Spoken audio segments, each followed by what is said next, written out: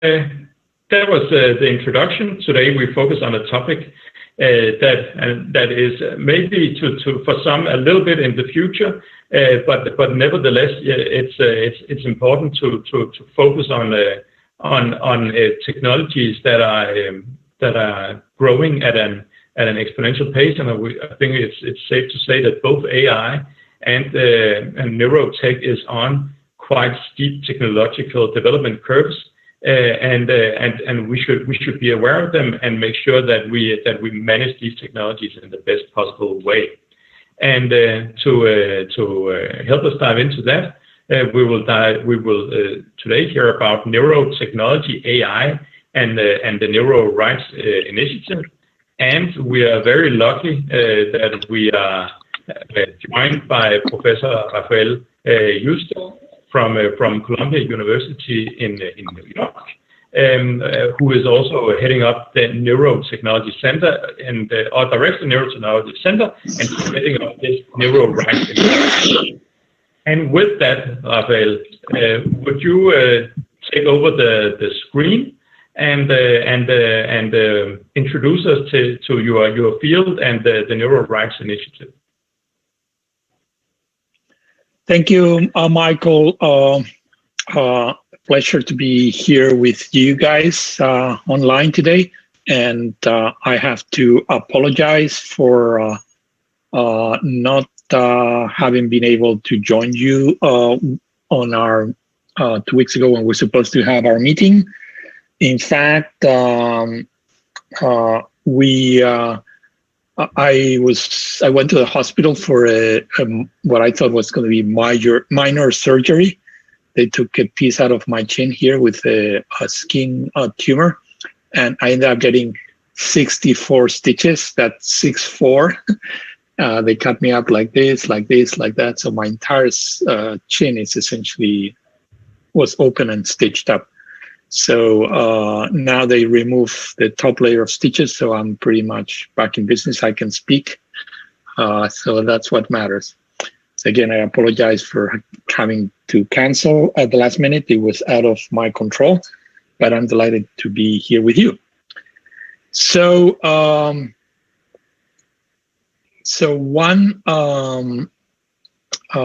one thing I can talk to you today is to put this also in perspective with COVID. You could think of COVID as a little bit of a disaster. You can see the humanity as a whole. We get a fail in terms of how we dealt with COVID, and the reason is because it was a little bit like a tsunami. We saw it coming.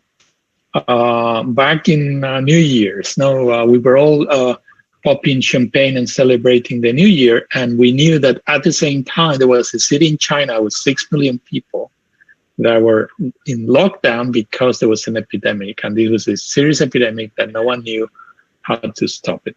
Anyway, so the world continued without so with all full speed ahead, and this epidemic came out of China and it wiped out through the world, and it's essentially took it with it the entire world order economically, and of course all the health systems for most countries. I mean, there's a few places like Denmark where things have been better, but still we could have done better as a group, the humanity, because we have the knowledge to how to deal with these types of situations. And the knowledge came from science, from scientists and medicine, which is science applied to the human body. So there were epidemiologists, medical professionals, statisticians, social scientists who knew very well how to prevent this disaster from happening. And we just reacted after the fact. So I'm here to talk to you about another tsunami. In fact, 3 more tsunamis that are coming our way. And they're not coming in the next months. They're coming in the next years, definitely in the next decade. And they're going to hit us face on. There's no way we're going to avoid that. No? So I'm talking to you as a scientist to try to get humanity, the society, prepared for these tsunamis. No? And these tsunamis have to do with neuroscience, and in particular, they have to do with something that started in 2013, which is called the Brain Initiative. Okay, so the Brain Initiative, it's a large-scale scientific project. It's supposed to last 15 years. Okay, we're actually now in year 6 of the Brain Initiative. It's very large. It involves 500 laboratories in the US, and funded, the total funding is supposed to be $6,000 million. So that's twice as big as the Human Genome Project. And it was launched by President Obama with 3 goals. It's actually to develop technology to do 3 things. One is to measure the activity of every neuron in a brain. It could be the brain of a small animal, like a worm, a fly, a fish. And as technology gets better, this technology would be brought into mammals like the mouse and eventually the human brain. The first goal is to develop technologies to read the activity of the brain. The second goal, develop technology to write activity into the brain, to change the activity of the brain, manipulate activity to the brain. And the third goal is to develop technology. This is not hardware technology, but more software technology and mathematical tools to analyze this data and decipher this activity. No? So this Brain Initiative, I was actually involved in launching the Brain Initiative and negotiating it with the White House. It's very important for 3 reasons. One is because without this technology, it's going to be hopeless to try to understand how the brain works. So the brain, you can think of it as a big TV screen in which every neuron is a pixel. And the human brain has 86,000 million neurons. So it would be a very seriously high definition TV screen. But the methods that we have to watch this TV screen right now can only traditionally allows us to look at the activity of neurons one by one. So that means that it's going to be impossible to try to decipher what happens in these brains if you can only look at the activity of one neuron at a time. A little bit like trying to watch a movie on a TV. If you can only look at the movie 1 pixel at a time, you will never be able to put it all together. So we need technology to really capture the activity of the whole brain so that we can finally, for the first time, see what is playing in that TV screen and understand what goes on. And this is critical. These methods are critical in order to find out how the brain works. That's the first reason.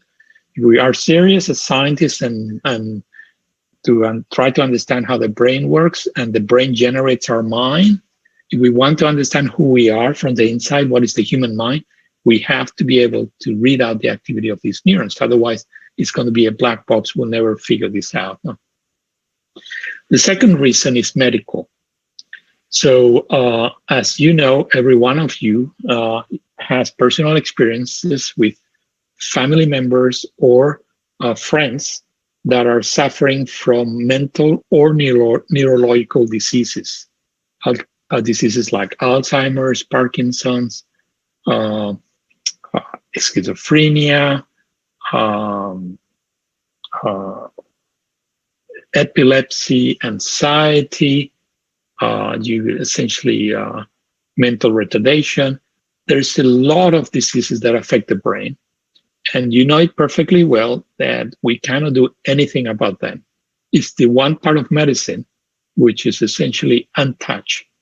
In spite of the heroic efforts of psychiatrists and neurologists, they're fighting these battles, treating these patients, trying to treat these patients with their hands tied behind their back because we don't understand how the brain works. And because of that, we cannot solve the problems of the brain. It's like trying to fix a car, a mechanic, if you don't understand how the car works.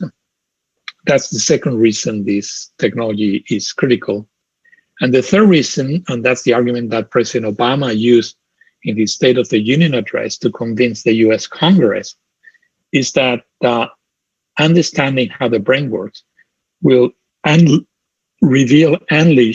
a new type of human technology based on biological algorithms. It would be a new AI, a new type of computer industry that will likely revolutionize our computers, because we know that human brains, and not just humans, brains from animals are doing incredible computations much faster and with much less energy expenditure than any supercomputer in the world. So because of these three reasons, the US launched this brain initiative. And the idea, as I'm showing you, is to develop methods to do essentially two things: read information from the brain and write information from the brain. And this is what's known as neurotechnology, the methods to read and write. And these methods could be optical, it could be electrical, it could be based on nanophysics, it could be based on chemistry, or they could be based on magnetic, acoustical, or molecular. So the US Brain Initiative has actually become an even bigger deal because it has led to similar initiatives throughout the world. And I was also involved in launching a global brain initiative, which is now called International Brain Initiative. And this happened in 2017. And now, besides the US, there's similar brain initiatives to develop neurotechnology going on in China, in Japan, in Korea, Australia, Canada, Israel, and also the European Union has a similar project that was independent of the US Brain Initiative. All the other brain initiatives were a consequence of the US Brain Initiative. In fact, Denmark is participating in the US Brain Initiative. Here's a website where, through the Lundbeck Foundation, Danish researchers can join the US Brain Initiative, and the Lundbeck Foundation pays for them to work to develop these new methods. So this is great. In principle, I'm telling you that we're living a revolution in neuroscience, something similar to what happened with the Human Genome Project. We're ramping up. This is going to involve thousands of labs around the world, and very likely in less than 15 years, we're going to end up with new methods that would enable us to read and write information from the brain. And with these new methods, as the next step, people will be able to use these methods to decipher how the brain works, understand ourselves for the first time, to be able to tackle these mental and neurological diseases, and to be able to create a human technology that could revolutionize artificial intelligence and computer industry. This is all great. Now, what is the tsunami? Okay. So if you think about this, neurotechnology will enable you to take an animal or a person, read information from it, and write information back into the brain. And this is not science fiction. We do this already with laboratory animals. In fact, my lab is expert at doing this, at taking mice. We study the cerebral cortex of mice, and we use optical methods with lasers to read the activity of neural circuits in the cerebral cortex of the mouse. And then we can use other optical methods also with lasers to reprogram the activity of the cerebral cortex of the mouse, and we can control the behavior of a mouse. By reading and writing, we can decipher what the mouse is thinking, or we actually work with the visual cortex of the mouse, so we can decipher what the mouse is seeing, and we can change it. We can make the mouse think he's seeing something that he didn't see. We can take over control of his vision. So if this can happen with the mice, sooner or later this can happen with humans. And this is where the tsunamis are coming from. And there are three tsunamis. The first one is the tsunami of reading mental activity from the brains of humans. So this is deciphering our mental processes. The second tsunami is the writing, changing the activity of the brain of humans, and this could lead to changing the behavior and the thought process of humans.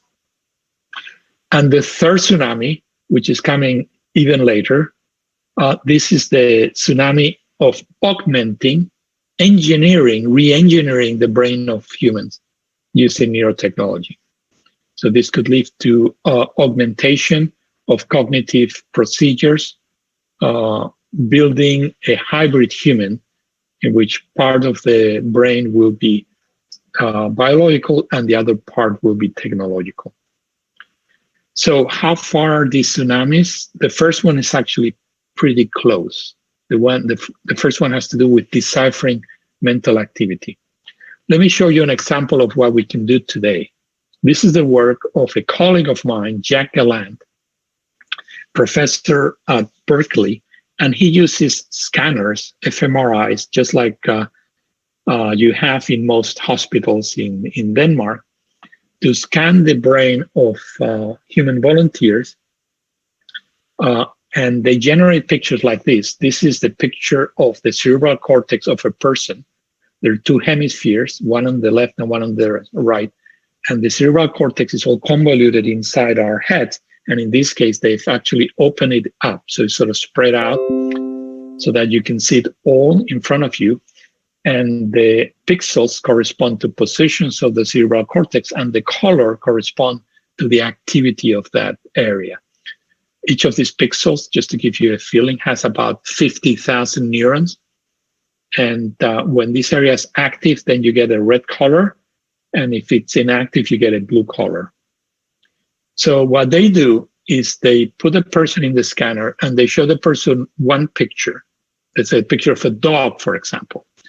And then they scan the brains, the cerebral cortex, and they come up with images that look like this, which is the areas of the cerebral cortex that light up when the person is seeing the picture of the dog. Okay, so they have the images, the cerebral images of a dog, so to speak. No? And then they repeat this with another picture, let's say the image of a cat, and they take another picture. And then they show more and more pictures. They build a vocabulary of about 100 pictures in which they know how the cerebral cortex responds to these 100 different pictures. Okay? And then they ask the person, okay, think of one of the pictures that we show you. And the person thinks of one picture, let's say the picture of a dog. They scan the brain and they say, you're thinking about the dog. Correct. And then it gets more interesting. Then they say, think of something that we have not shown you. And using this vocabulary of 100 patterns, they try to recreate what the person is thinking of. And let me show you this decoder. They've essentially built a brain decoder with these fMRI scanners. And let me show you how this decoder works. So you're going to see the real-time decoding of the activity of the cortex of a person as the person is watching this movie. Okay, so the person is watching this movie on the right, and on the left, these are the words, the images that the decoder is interpreting from the activity of the brain of a person. So as you can see, there is some correspondence between what the person is seeing, a man that's talking, a face, and what the decoder is actually interpreting. So here, for instance, you see a beach, some buildings, some palm trees, some water, and the decoder is decoding sky, buildings, body of water, tree, road. Then you see a picture of some women, and then the decoder is decoding women are talking, face to a man, etc. So you get the idea. This is still very primitive. This is pre-Brain Initiative. And with these scanners, our colleagues are starting to put together roughly the images that are going through your head while you're watching a movie. This is non-invasive, and this technology in principle can be used in any hospital that has an fMRI scanner. These are methods to read activity that are non-invasive. In the case of a scanner, you don't touch the brain of a person. Now let me show you these methods that are more potent. These are invasive methods. This is something that's known as a brain-computer interface. A brain-computer interface connects with electrodes the cerebral cortex of this paralyzed woman.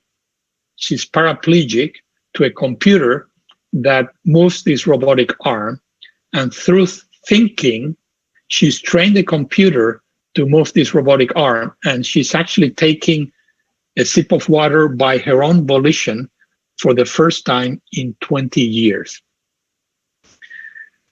This is brain-computer interface technology that connects a person to a computer to operate robotic arms or robotic legs. This is not science fiction. In fact, in the latest Soccer World Cup, the initial kick was made by a paraplegic wearing a brain-computer interface, and he was walking with robotic legs and robotic arms. This is pre-brain initiative technology. In this case, this woman has only 4 electrodes recording the activity from 4 neurons in her brain. So this would be equivalent to looking at 4 pixels out of the 84,000 million pixels. Now, in the brain initiative, people are building chips like this. This is an electronic chip that has 1 million electrodes. So we're jumping from 4 to 1 million. This is flexible semiconductor. You can see how you can actually twist it around. It's very thin. It's about 150 microns thick. And it has 2 square centimeters. And it's wireless. That means that you can insert it onto the brain of a person by making a thin surgical opening. And then you put it on top of the cortex. In this case, it's supposed to be a prosthesis for the blind. So you put it on top of the visual cortex of a blind person. Then you close the cranium, the brain, the skull, and then you activate it and read it out remotely, wirelessly. In this case, these electrodes can be used both to read and to write information into the brain. So you can use this to build a brain-computer interface, which is wireless. And this is not science fiction. This is being built. It's been tested. It has been built already. It's been tested in monkeys now. And is supposed to have FDA approval by next year in the US, so that people can use this for as a prosthesis for the blind, for example, for clinical trials. So if you're a blind person and you have a problem with your eyes, imagine you cannot see anything, they could put one of these chips in your cerebral cortex, connect it to a camera, and the camera could pipe in information directly into the visual cortex, and you may be able to see the patterns that the camera has in front of itself by activating directly these neurons in the cerebral cortex. So this could revolutionize the treatment of blindness. At the same time, you could put this in a person that is not blind. In fact, this opens the possibility of connecting people directly from the brain to the internet or to devices or to algorithms. And you could, for example, connect this chip in a person that is not blind to a camera that sees infrared or has UV vision, for example. Or you could connect this in the brain of an analyst that works in Wall Street and connect it directly to the databases of the stock market, for example, and provide this person with real-time information directly piped into the brain.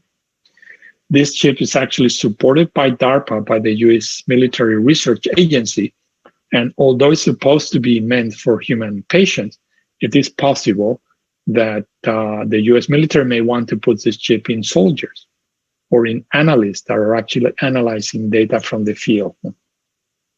So this has raised a lot of ethical possibilities, the ethical issues. And first of all, this is changing the way technology can influence the human nature. And this is not just my imagination. These are now examples from Scientific American or The Economist. This was already a couple of years ago. They think that the BCIs is going to be the next frontier for technology and for the economy. People are thinking that the next iPhone is going to be essentially something like what I just showed you, the BCI chip that you will have either attached on the surface of the skull, so it's non-invasive, or maybe inserted inside through a very simple procedure so that you have direct access to the brain. Because of that, a group of us in 2017 got together, and this is a group of 25 people. Some of them are like myself, are researchers that build neurotechnology, medics. I am a medic, neuroscientist, or we also have people that came from bioethics. We had people that came from the law, from the computer industry, from computer technology companies, and also we had representatives from all the major brain initiatives in the world. And we proposed a series of ethical guidelines to ensure that these tsunamis don't happen, or that when they happen, they are actually controlled and they are channeled in a way in which they will not disturb society. So we think that the solution to this problem is to define new human rights.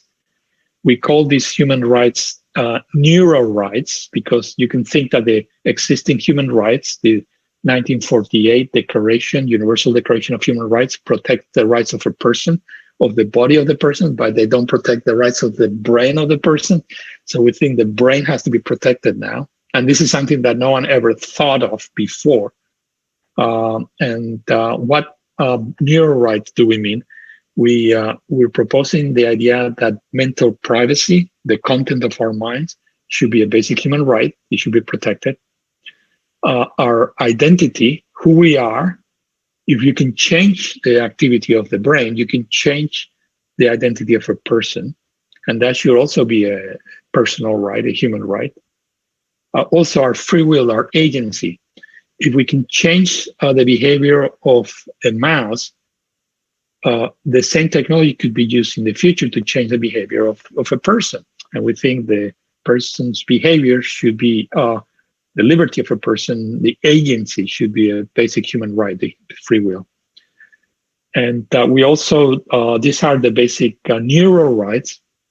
We want them added to the Universal Declaration. In fact, on the right, you have the picture of the entry to the Museum of the Historical Memory in Santiago, Chile, which is a wonderful, incredible museum to the human rights. And in the entrance, you see the Declaration of the Human Rights is written in this wall. So we want to add these new human rights to this wall in Chile.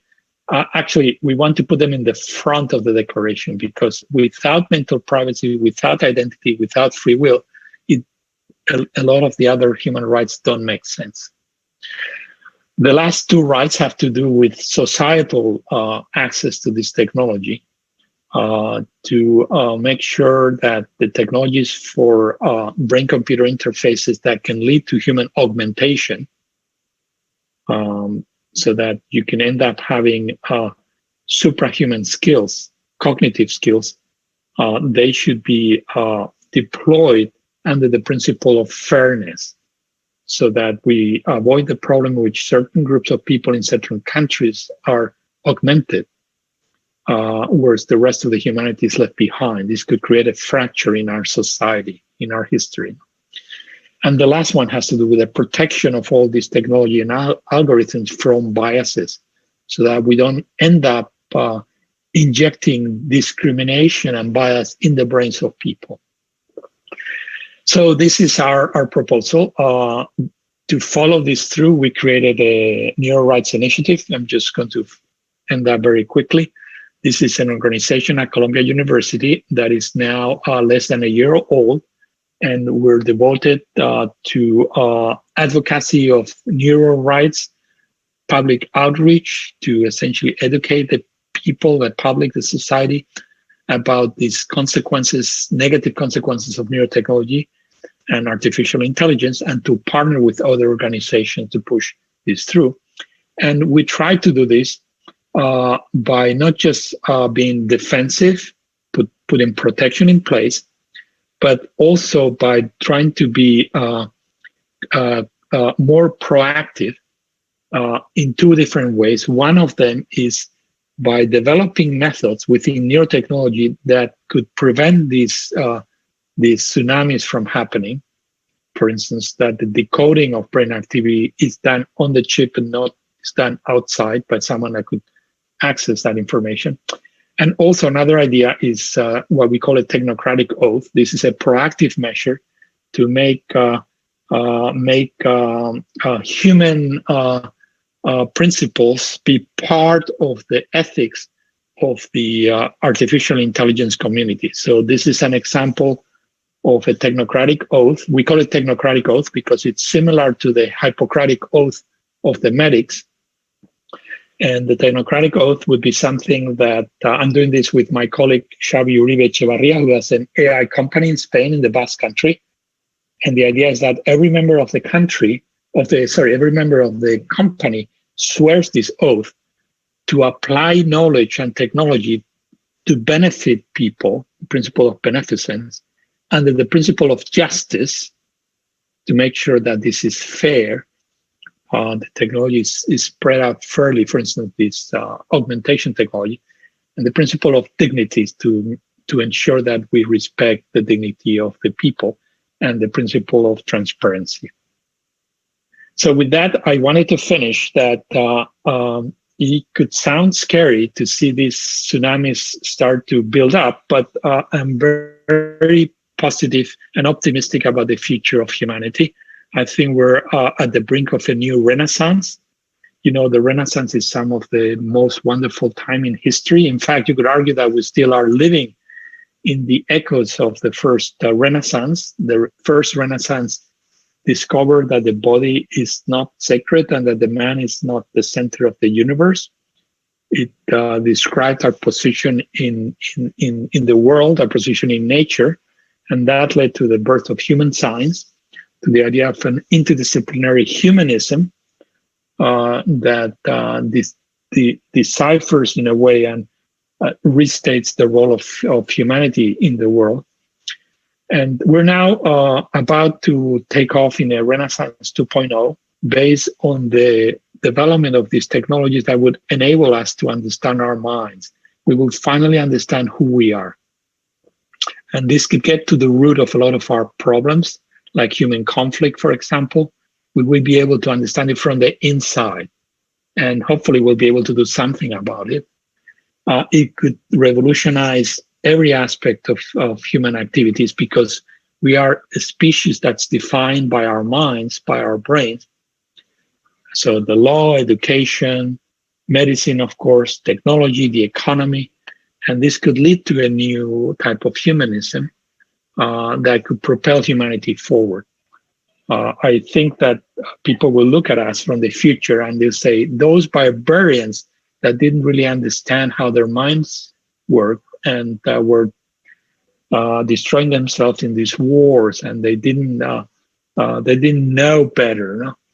I think they will look at us the same way that we look at people in the Middle Ages, or people that didn't understand how some of the diseases are generated, like bacterial diseases, and they didn't know that there was antibiotics, for example. So with this, I'm going to end up my presentation, and I will be happy to entertain questions from all of you.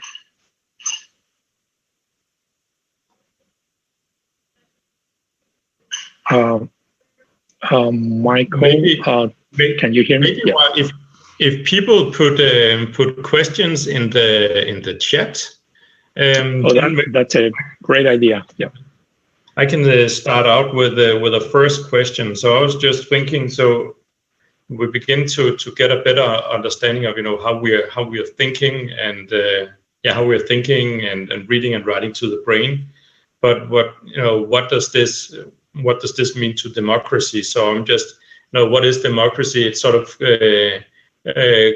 good ways for collective decision making. What will this open up for? In collective decision making, is it? Are we moving into like hive mind, a hive mind scenario, exchanging emotions? How do you see this impact? So our argument. I'm, by the way, speaking on behalf of this group of 25 people that published this paper that you can download for free from our website. And our argument is that we're dealing with fundamental human rights, without which democracy doesn't make sense. So our own identity, democracy assumes that they're citizens. Citizens are individuals. Well, what if our individuality, it's diluted? Because if we're connected through a brain-computer interface to a computer, the more connected we are, the less that we are. So we start to lose our identity. We start to lose our ability to make decisions, our free will. What is democracy without freedom? If we're connected through these chips, and imagine a future in which it's good to be connected because you can translate languages automatically, you have all kinds of these abilities that you don't have. You can, this could be great. You could communicate with people immediately, but if you use algorithms from the outside, the more algorithms from the outside you use, the less, the more agency that you lose. You lose your free will, because at some point you don't know who took the decision, whether it was your decision or it's the algorithm from the outside or the computer from the outside making the decision. So this would be a serious attack. It would undermine, take out the carpet from under democracy. And then mental privacy, again, that's the first tsunami. That's coming very soon. Just to give you an example how soon this is coming, Facebook invested $1 billion last year to buy a brain-computer interface company. And what they're trying to do is to build a brain decoder that they call thought to text, so that by thinking, you can write in your computer without using your fingers. And this would be fantastic. I mean, I hate to type, so it would be fantastic. But at the same time, if they can decipher your what you want to write, what else can they decipher? And this is a private company. I mean, Facebook has had some serious privacy issues. So what if a government or a third actor is interested in deciphering your thoughts? So we think that mental privacy should be a basic human right, should be a line you cannot cross. You cannot go inside people's head. And that would completely undermine democracy. So we're thinking on a democracy in a post-neurotechnology world, where the concept of what is a human is going to change. So because of that, I think these basic new human rights, these NeuroRights that we're proposing, should be part of the agenda for a new democracy. Check. All right. Thank you very much. I can see that we're beginning to get some questions that are ticking in. You want me to go through the questions? Yeah, that would be perfect. The first one from Mateusz Jurevich. Does the BRAIN project also attempt to map the neurotransmitter exchanges? This is a technical question. Yes, part of the methods that are being used, that are being developed, have to do with neurochemical mapping. And those are going slowly compared to these optical or electronic methods, like the one I show you, these chips that I show you. But it is possible. We still have a good decade ahead of us in the BRAIN Initiative. So it's possible that one of these neurotransmitter mapping methods could end up being used in the future. Camila, thanks for your presentation. Thank you, Camila. My question is, will humans as we know today eventually become extinct? Well, this is a very serious question.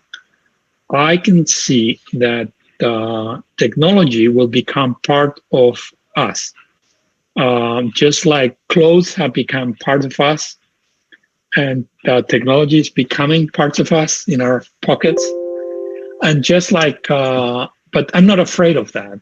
In fact, if you look at what is a human, our whole history, there's some philosophers like Heidegger who have defined humans as the tool makers. We've been tool makers our whole history. The fire, the wheel, the alphabet, the printing press, the computer, electricity, and this is changes. It has changes for the better. It's made us a species that we can survive, and in terrible circumstances, we can help each other. We can become more intelligent as a group. I think we can get rid of diseases. So I think this is all good, and we'll continue on that track. This is my own belief. So, and we'll continue with neurotechnology and with AI, and it will emerge. I don't know if we'll have things inside our heads, or maybe the whole thing will be non-invasive. If the Brain Initiative is successful, we may be able to develop this method so that you don't even need to do surgery. They're just non-invasive.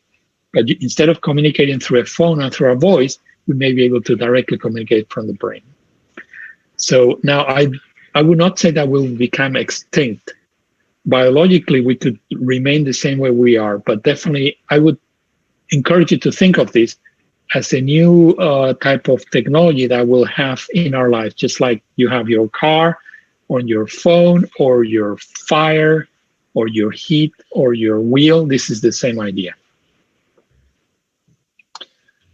Christian, what is your opinion of Elon Musk Neuralink?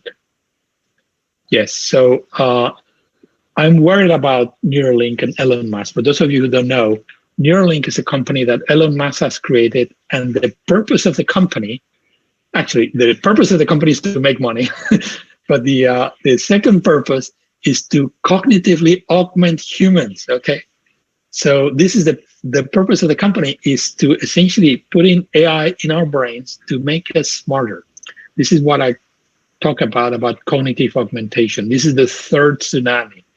I don't think it's happening in the next 5 years, but it could happen within 5 to 10 years, this third tsunami, you know? And I'm very worried about that. And that's why we want to put as a human right, equal access to mental augmentation, to neurological augmentation. So that when that happens, and it will happen at some point, it will be in a situation in which the society will control the distribution of this technology. So instead of being bought by the highest bidder, it will be more like a medical procedure that will be put in the society if the society decides that's what they want to do. So I think of mental augmentation more as a medical, it should be a medical procedure. It should not be left to people like Elon Musk to sell it or buy it. Camila, do you think the issue of neurorights is high on the political agenda now? No, it's not. People are not aware. That's why we created this NeuroRights Initiative, and that's why I'm talking to you today. They have to be aware that these things are coming. Here we are scientists, the same scientists that build these methods. We have the responsibility of alerting people that we have a problem 5 years down the road, 10 years down the road, actually 1 year down the road in terms of the mental privacy. This is a 1 year problem. Facebook has been working on this thought to text prototypes for 2 years now. They could maybe reveal it and start commercializing next year. And the minute that happens, the people that have this in their heads, they're going to have some of their mental content is going to go up to Facebook for their neural networks to decipher it. So that I think is not okay. We have to come up with a problem, solve the problem before it happens. Politicians are not involved. I have a pilot project in Chile. Turns out in Chile, we're working, the NeuroRights Initiative is working with the Senate of the Republic in Chile to put in human rights protection in the Constitution of Chile, which, as you know, Chile has big problems, social problems. Now they have a huge COVID problem. These guys are still functioning, at least the part of the Senate of the Republic of Chile is thoughtful enough that they're worried about this and they want to put in this neuro-rights protection in the Constitution. I met with the Secretary General of the UN and I gave him a copy of our program, and he was very interested in discussing it with us in the future. I'm waiting for their call.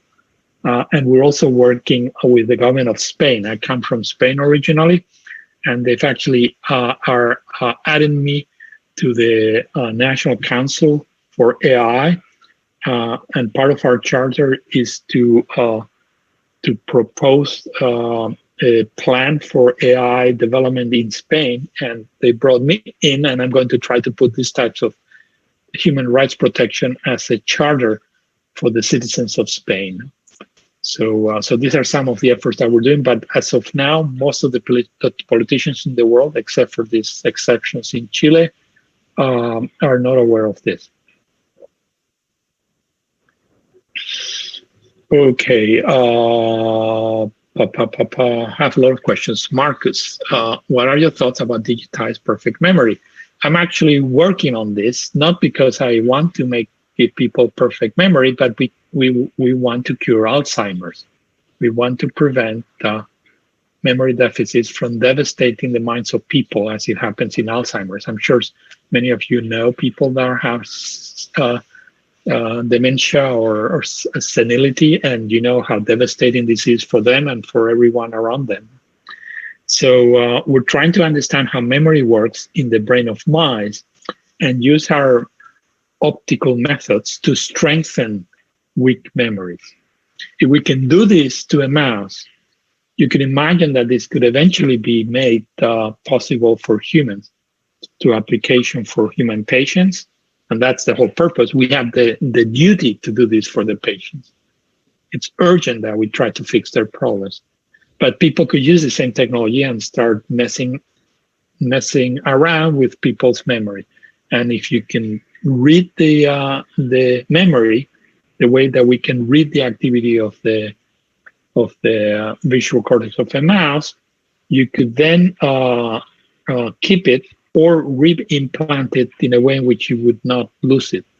So it could be technically possible to come up with a digitized memory that you can reactivate at will in the future. That's why all of these things need human rights protection. Christian, when will we see the first cases of neuro being used for bad? So I'm worried about just like when you go to school, reading is easier than writing when you learn it for a language. So I'm learning Basque now, and I can read and understand Basque, but I have great difficulty writing Basque. So this is the same thing with brain data. Deciphering brain data is coming before reprogramming brain data. So in the brain of mice, we can now do both, but it's much easier for us to read than to write. In fact, not that many groups in the world can actually write brain data into mice. So my prediction, I mean, I don't have a crystal ball, okay? So I just don't know what's going to happen in the future. But I think decoding technology is going to happen very soon. I told you about Facebook. There are other companies, Neuralink, Kernel. Microsoft has also invested $1 billion into a company from Elon Musk last year. I think there's probably more than 100 companies that do neurotechnology right now. It's just starting. And technologies to decipher will come first. And I'm worried that within a year or two, we may have the first cases of neurotechnology that's used to decipher people's minds in a way in which is going to be very primitive. Of course, at the beginning, things will be very simple and primitive. But hey, Facebook wants to be able to make you right by thinking. Well, that's, I would say, good enough for some serious worry about the ethics, no? Because imagine that movie that I showed you, in which the decoder was decoding the images that were happening in people in this volunteer while the volunteer was looking at the movie. And there was a point in the movie where there's some young women. And imagine that the decoder starts to say, hey, wife, affair, lover, infidelity. Imagine that the decoder can access not just what you're thinking, but also your subconscious, things that you don't know you're thinking. We know, as a matter of fact, that most of the brain activity is subconscious. We only have access to the surface of what's going on inside our brain. So, but you can decode it all. You should be able to decode it all. So then, I mean, if Facebook can decode your words you want to type, they may be able to decode other things that you don't necessarily want to type or you don't want people to know. So I'm worried about that. I will give it 1 to 2 years. The reprogramming, that's coming maybe 5 years later.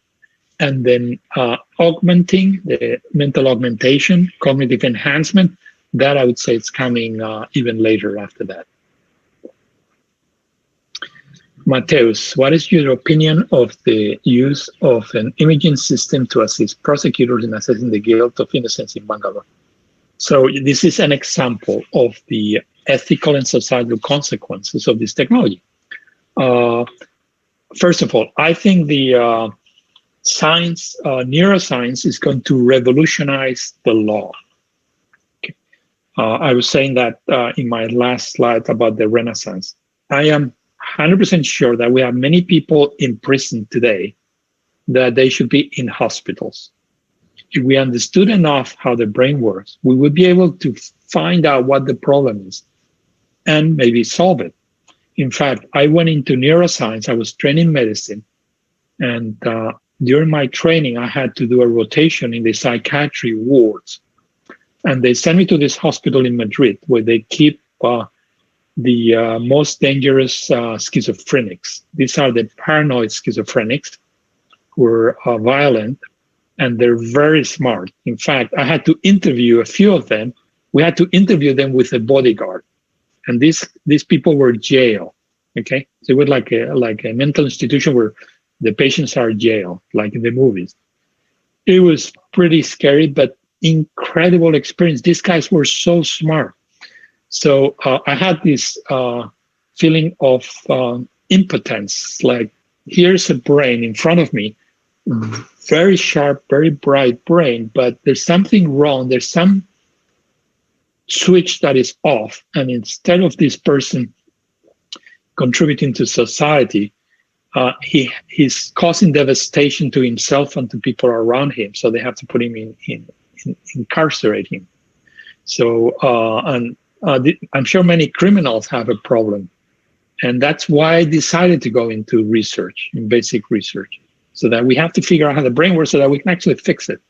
So this will completely change the picture, I'd say, of the law.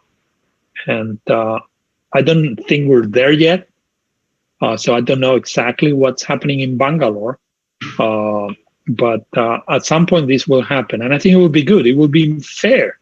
Maybe some of these people have problems we can actually help them with, and we can send them home cured instead of jailing them for life.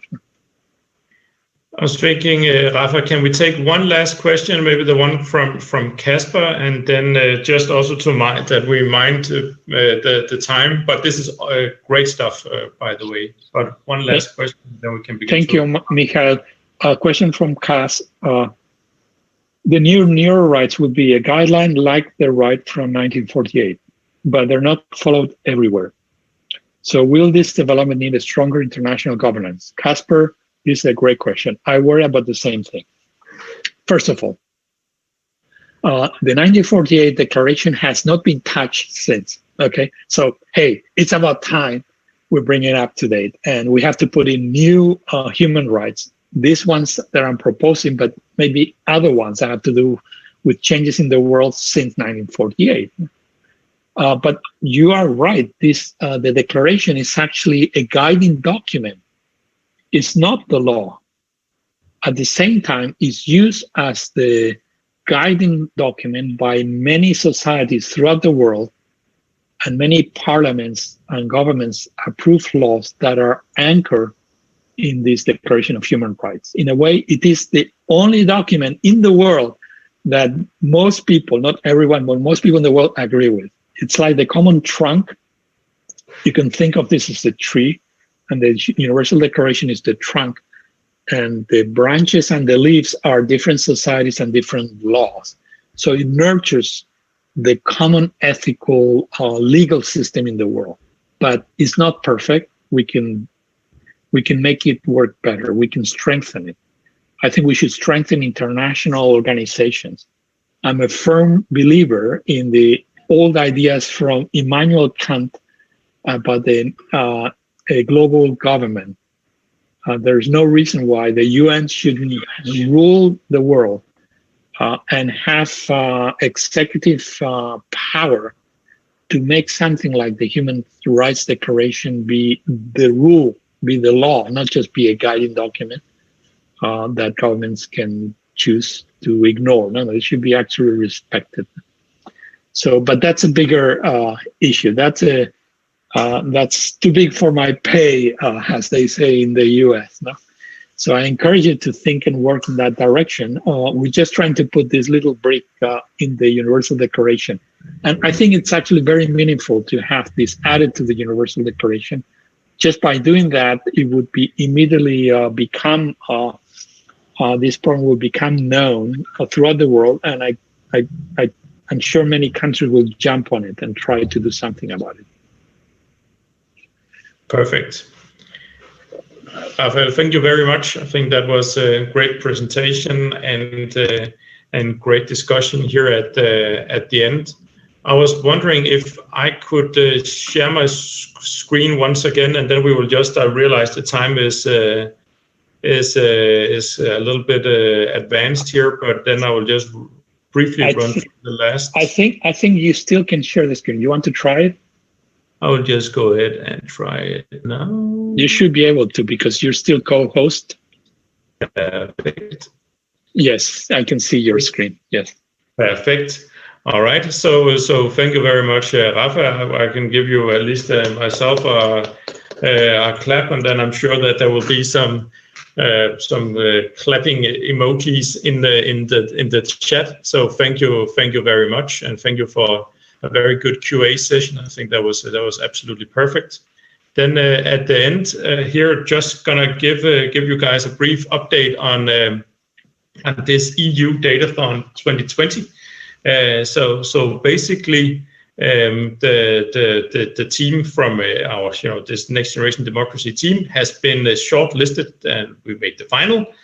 So we're one of the 3 teams that are then competing in the category a new push for European democracy. And I think we can definitely have carry some of these thoughts with us. I think that's very, very cool. Basically, what we are doing though is a little more simple. Unfortunately, we are not brain scientists, but more in traditional data. So reading everything. So there's the EU is cool that there's a lot of documentation on what's going on in Brussels and around Europe. Everything is transcribed, multiple languages down into the individual speaker at a special time. So basically, what we can do is we can start to analyze what are the politicians actually saying, and then just like when you would normally do sort of a sentiment analysis, is this positive or negative? Then we will use the same sort of natural language processing technology to look, how sort of future ready are the various politicians. That's also, so I think that's absolutely awesome. That also means that we're looking for people to work with us. So if if you know anybody who are into design or into data science or into developers, please reach out to us and introduce them to us. We would love to work with them. And we are actually planning a meetup next week. Then we're going to try and do the physical. So it will be our first physical meetup after this Corona situation. And in this meetup, we will basically open up and then discuss, how do you measure future readiness, or what are the various parameters that we should measure this on. I think that we can, include views or relevant views on neuroscience, definitely as some of them. But if you or anybody else out there would like to join, then we would love you to, and it's on our meetup page. Then I would also like to share that our next generation democracy post is speeding along nicely. We have done some articles here during COVID, looking at what does COVID and technology combined mean for democracy. Some interesting reading there. We had the pleasure of interviewing some of our previous speakers, and I think that it created some very good material. And we are gonna write up a little piece on the session today, just to further sort of spread the word, because I do believe, Rafa, that you're absolutely right, that there's a limited understanding of what neurotech combined with AI, what that means for sort of